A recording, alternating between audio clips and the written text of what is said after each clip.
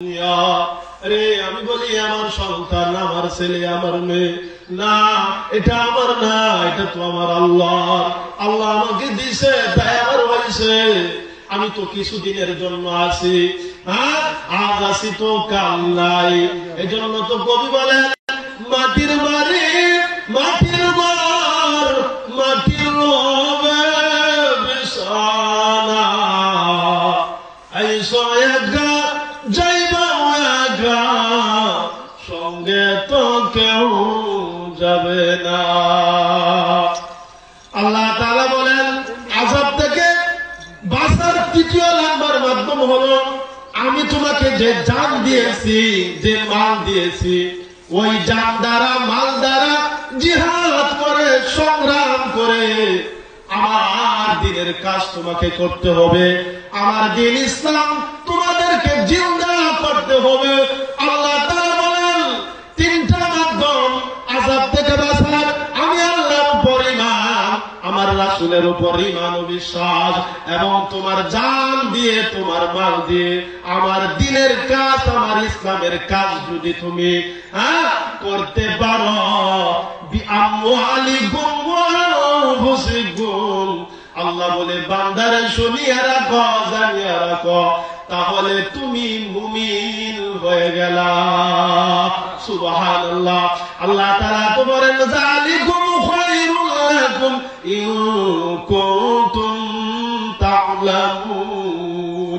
আল্লাহ তাআলা বলে বান্দা শুনো, যখন তুমি দ্বীনের কাজ করতে যাইবা, ইসলামের কাজ তুমি যখন করতে যাইবা, আল্লাহ বলে দিয়েছেন বাবা বাধা আসবে, বিপদ আসতে পারে, মানুষ তোমাকে নিয়ে অনেক সমালোচনা করতে পারে, হাসি ঠাট্টা করতে পারে। আল্লাহ বলে বান্দা ভয় নাই, ভয় নাই, তুমি আমার দ্বীন ইসলামের কাজ করে যাও, আমার রাসূলের তরিকার উপর তুমি চলিয়া যাও। আল্লাহ বলে ও বান্দা, যারা নেক কাজ করে, সৎ কাজ করে, তারা হলো মুমিন, আর মুমিনদেরকে সাহায্য করে। আল্লাহ তাআলা বলেন ওয়া কানা হাক্কান আলাইনা নাসরুল মুমিনিন। আল্লাহ তাআলা বলেন যারা মুমিন তাদেরকে সাহায্য করা আমি আল্লাহ তাআলার উপর ওয়াজিব হইয়া যায়। সুবহানাল্লাহ, সুবহানাল্লাহ। তো বলা হয় যারা ইসলামের কাজ করে, সঠিকভাবে যারা দ্বীনের কাজ করে, আল্লাহ তাআলা তাদের উপর রাজি খুশি হয়ে যায়। তো আল্লাহ তাআলা পবিত্র কালামে বলেন ইয়া আইয়ুহাল্লাযীনা আমানু হাল আদুল্লুকুম আলা তিজারাতিন তুনজিকুম মিনাল মুমিনিন।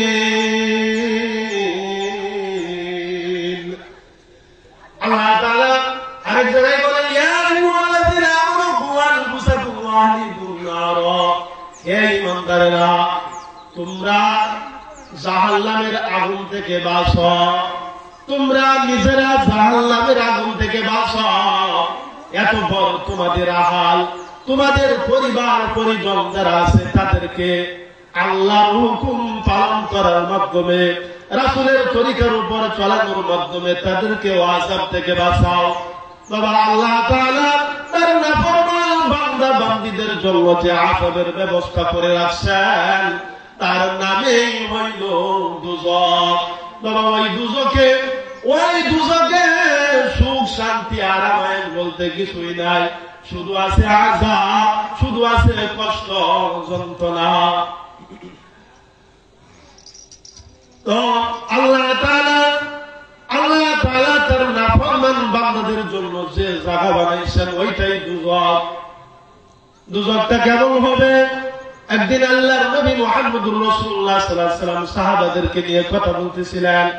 হঠাৎ করে একটা বিকট শব্দ হলো, আওয়াজ হলো। ওই আওয়াজে চতুর্দিক থরথর করে কেঁপে উঠলো। সাহাবায়ে কেরাম জিজ্ঞাসা করলো ইয়া রাসূলুল্লাহ, ইয়া হাবিবাল্লাহ, ওগো আল্লাহর নবী এটা কিসের শব্দ?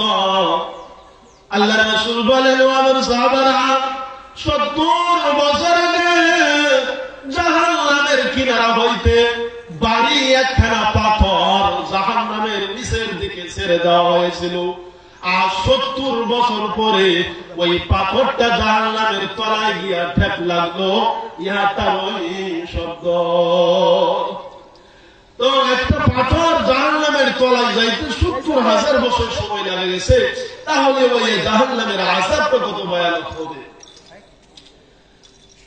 এই জন্য তো হাসরের দিন জাহান্নামের ভয়াবহতা দেখে সমস্ত আম্বিয়া কেরাম, সমস্ত আউলিয়া কেরাম কি করবে? সাজদার মধ্যে পড়িয়া যাইবে আর ইয়ানাফসি করবে, ইয়ানাফসি, আল্লাহ আমাকে বাঁচাও, আমাকে বাঁচাও। হ্যাঁ, ওই দিন বলা হয় মানুষটা দূরের কথা, কোন নবী রাসূলের পর্যন্ত হুঁশ থাকবে না। শুধুমাত্র আমাদের নবী মুহাম্মদুর রাসূলুল্লাহ সাল্লাল্লাহু আলাইহি ওয়াসাল্লাম ওই দিন আল্লাহ তাআলার আরশে আজিমের নিচে সিজদায় পড়িয়া যাইবেন আর কাঁদবেন। আপনি আমার নবী এমন ভাবে কাঁদবেন, নবীজির কান্নার শব্দে আল্লাহ তাআলার আরশে আজিমে জোশ লেগে যাবে, ধাক্কা লেগে যাবে। আল্লাহ তাআলা ডাক দিয়ে বলেন, হাবিব আপনি কেন ভাবে কাঁদতেছেন? আপনি কাঁদবেন না। ওয়ালাল আখিরাতু খায়রুল লাকা মিনাল উলা। হাবিব আপনি কাঁদবেন না। হাসরের মাঠে আপনি যা বলা হবে তাই শোনা হবে, আপনি যা চাবেন আপনাকে তাই দেওয়া হবে। আপনি কি চান? নবীজি বলবেন আল্লাহ, ওই যে জাহান্নাম, ভয়ানক জাহান্নাম লাফায়া লাফায়া আসতেছে, আল্লাহ আপনার জাহান্নাম যদি আমার একটা উম্মতকে উঠে ফেলে, আল্লাহ আমি কিন্তু আপনার জাহান্নামে যাইব না, আপনি কিন্তু আপনার জান্নাতে যাইব না। আল্লাহ তাআলা বলে, বন্ধু কাঁদবেন না, আজকে আপনাকে শাফায়াত করার অধিকার দিলাম। ফাশফা লিমান শিতা।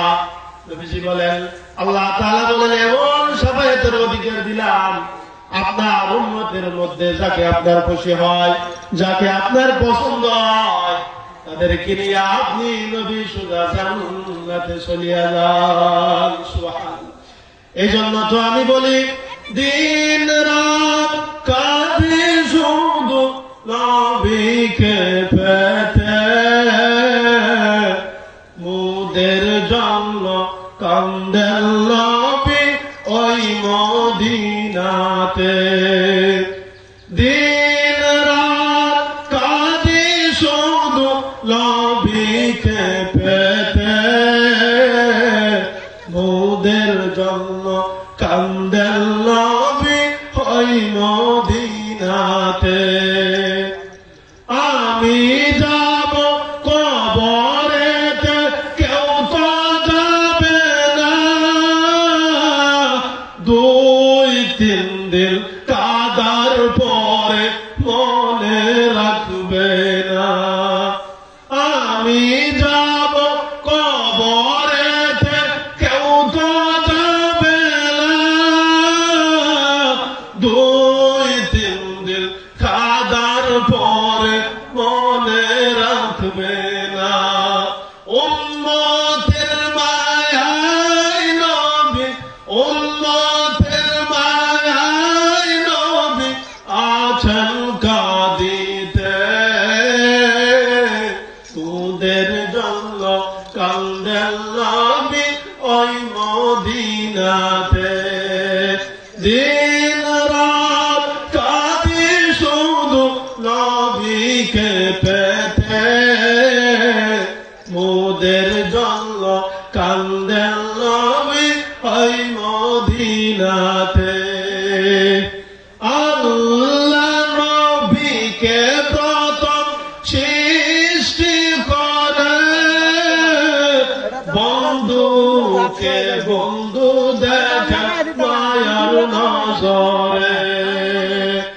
আল্লাহ নবীকে প্রথম সৃষ্টি করে, বন্ধুকে বন্ধু দেখে দেখেন মায়ার নজরে উম্মতের দিওয়ানা নবী উম্মতের কান্ডারি নবী আছেন কাঁদিতে মোদের জন্য কান্দেন নবী ওই মদিনাতে এ অদম শুধু নবী নবী জিকির করে যায় জীবনে একবার যেন নবীর দেখা পায় এ অদম শুধু নবী নবী জিকির করে যায় জীবনে একবার যেন নবীর দেখা পায় এই আশাতে আজও কাঁদি এই আশাতে আজও কাঁদি বসে নিরালায় মোদের জন্য কান্দেন নবী ওই মদিনাতে দিন রাত কাঁদি শুধু নবীকে পেতে মোদের জন্য কান্দেন নবী ওই মদিনাতে আমি যাব কবরেতে কেউ তো যাবে না 2-3 দিন কাদার পরে মনে রাখবে না উম্মতের দিওয়ানা নবী উম্মতের কান্ডারি নবী আছেন কাঁদিতে মোদের জন্য কান্দেন নবী ওই মদিনাতে মোদের জন্য কান্দেন নবী ওই মদিনাতে আসসালামু আলাইকুম ওয়া রাহমাতুল্লাহ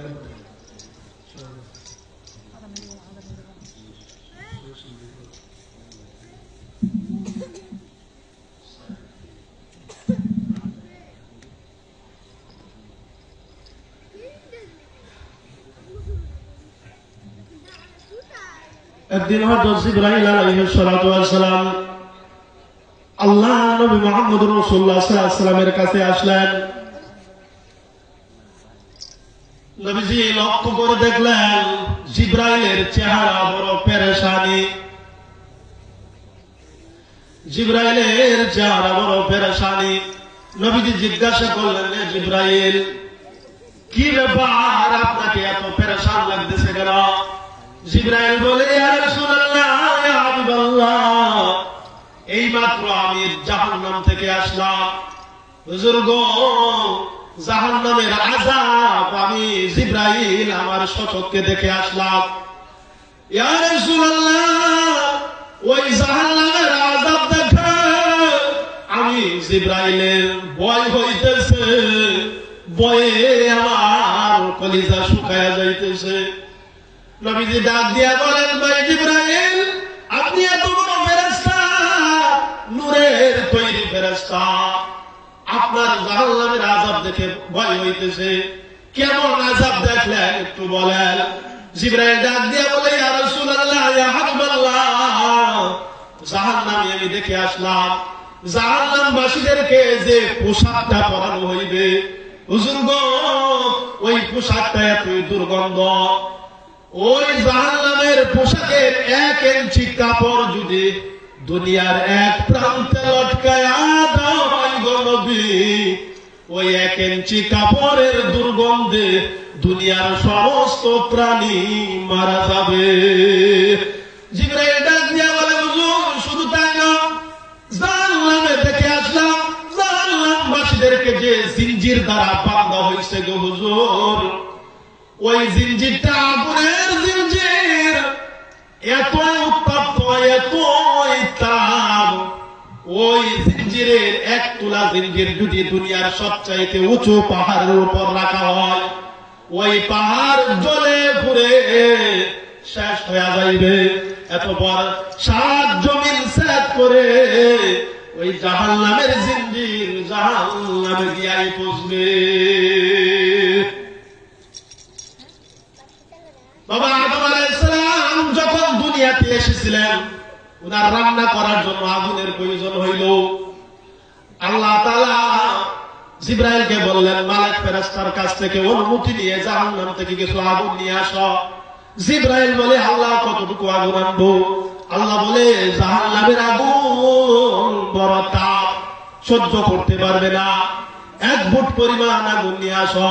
জিবরাইল জাহান্নাম থেকে 1 ফুট পরিমাণ নিয়ে আসলো। আল্লাহ তাআলা বলে, এই 1 ফুট পরিমাণ আগুন তুমি 7টি সমুদ্রে 70 বার দাও। 7টি সমুদ্রে 70 বার দেওয়া হলো। আল্লাহ তাআলা বলেন, এবার পৃথিবীর পূর্ব প্রান্তে চলিয়া যাও। পূর্ব প্রান্তে পাহাড় আছে, ওই পাহাড়ে যখন আগুনটা রাখলো, মুহূর্তের মধ্যে পাহাড়টা জ্বলে উঠলো। এই জন্য জাহান্নামের আগুন সহ্য করার ক্ষমতা কারো নাই। এই জন্য আল্লাহ তাআলা বলছেন, বান্দা, হ্যাঁ, যদি আযাব থেকে বাঁচতে চাও, রাস্তা একটাই, আল্লাহর হুকুম মানা, রাসূলের তরিকায় চলা। আখিরু দাওয়ানা আলহামদুলিল্লাহি রাব্বিল আলামিন। যারা